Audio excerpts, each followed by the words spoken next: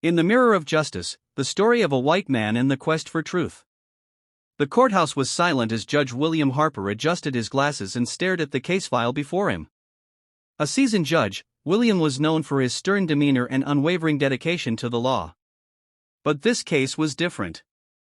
It wasn't just a matter of guilt or innocence, it was a question of truth, one that would test the boundaries of his convictions. In the defendant's seat sat Olivia Carter, a young black woman accused of stealing a priceless family heirloom from her employer, Charles Bradford, a wealthy and influential white man. The charges seemed damning: a torn piece of Olivia's uniform found near Bradford's mansion, his firm testimony, and the absence of any alibi on her part. Yet as Olivia stood to address the court, there was something in her demeanor, an unshakable calmness, a dignity that defied the accusations against her. "I didn't steal anything," she said, her voice steady. "I worked in that house for years. This accusation is not about theft, it's about control." The murmurs in the courtroom were immediate, but Harper's gavel silenced them. He wasn't a man to tolerate chaos. Still, her words lingered in his mind. Was there more to this case than what appeared on paper? As the trial unfolded, Harper began to see cracks in the foundation of the accusations.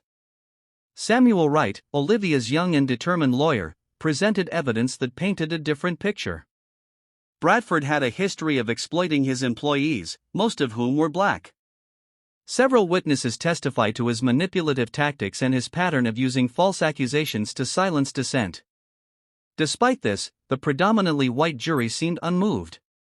Harper noticed their disinterest in the testimony of the witnesses, their skepticism toward Olivia's defense.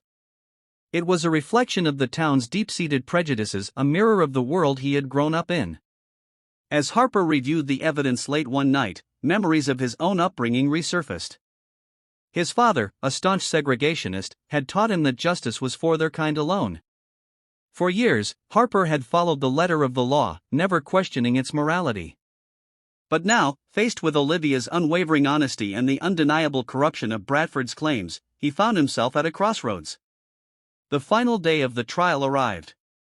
Harper's voice cut through the tension as he delivered his verdict: "The evidence presented does not prove, beyond a reasonable doubt, that Olivia Carter committed this crime.